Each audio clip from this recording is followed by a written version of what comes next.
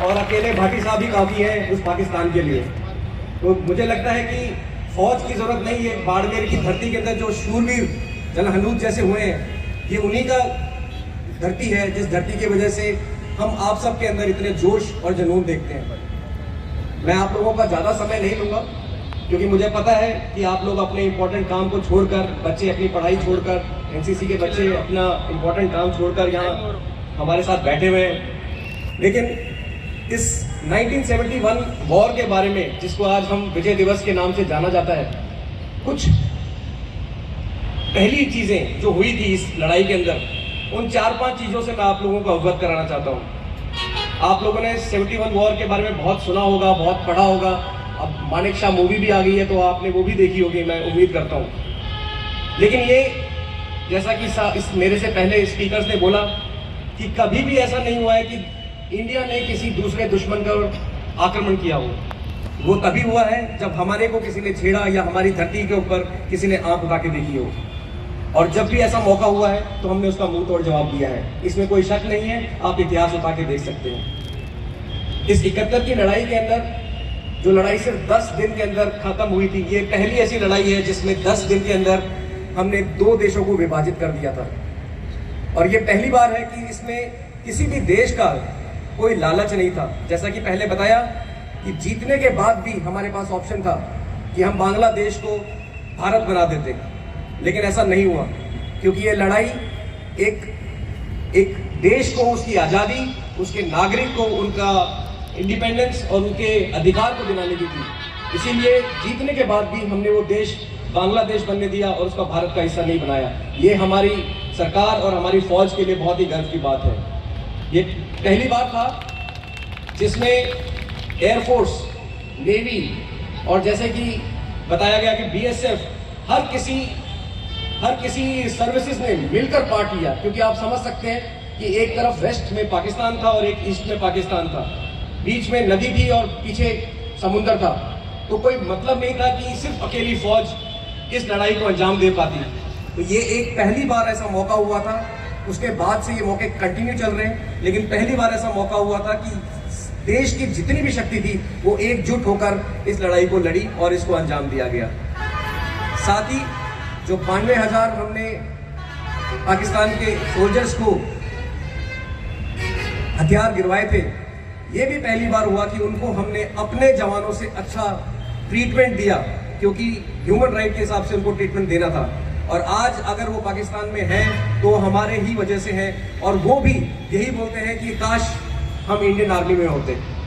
तो ये हमारी इंडियन आर्मी की बहुत बड़ी बात है कि हम जब दुश्मन से लड़ते हैं तो दुश्मनी भी निभाते हैं और दोस्ती भी निभाते हैं, क्योंकि ह्यूमन राइट के हिसाब से हमें उनको सोल्जर की तरह ट्रीट करना था, वो हमने किया। और लास्ट जो ये लड़ाई जीतने के बाद एक फोटोग्राफ आप लोगों ने बहुत बार देखी होगी, जिसमें जनरल जगजीत अरोड़ा और नियाजी खान बैठकर सरेंडर सर्टिफिकेट साइन कर रहे हैं। ये इतिहास में फोटोग्राफ मुझे नहीं लगता किसी और देश के पास होगी।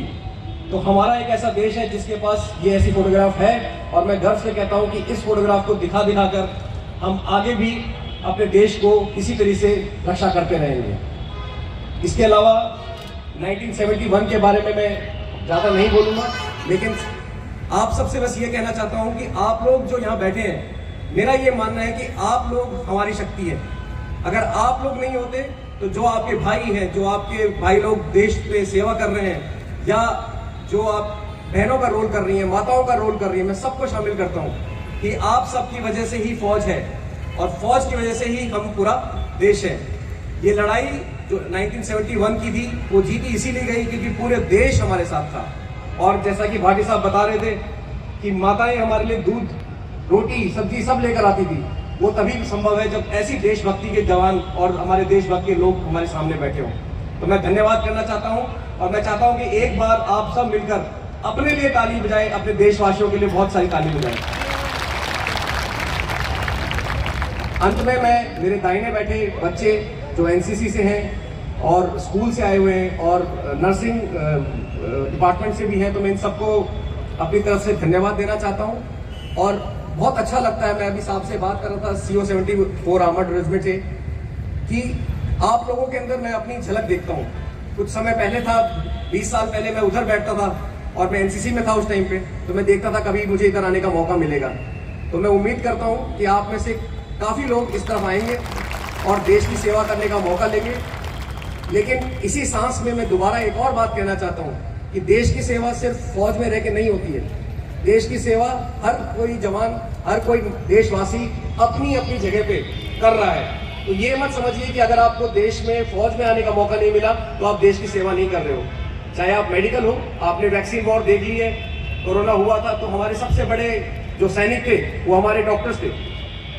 अगर कुछ और होता है, अगर कैलामिटीज आती है तो हमारे इंजीनियर्स हमारे देश के सबसे बड़े रक्षक बन जाते हैं। तो जिस फील्ड में आप जा रहे हैं, मैं आपके माता पिता अगर यहाँ पर हैं उनसे उम्मीद करता हूँ और ये आशा करता हूँ कि बच्चा जिस स्ट्रीम में जाना चाहता है उस स्ट्रीम में उसे जाने दिया जाए। देश की सेवा हर स्ट्रीम में की जा सकती है और इसलिए अपने सपनों का पीछा कीजिए, एक बताए हुए रास्ते पे ना चलिए, जो आपका सपना है उसको पूरा कीजिए और आप सफल होंगे उस चीज के लिए।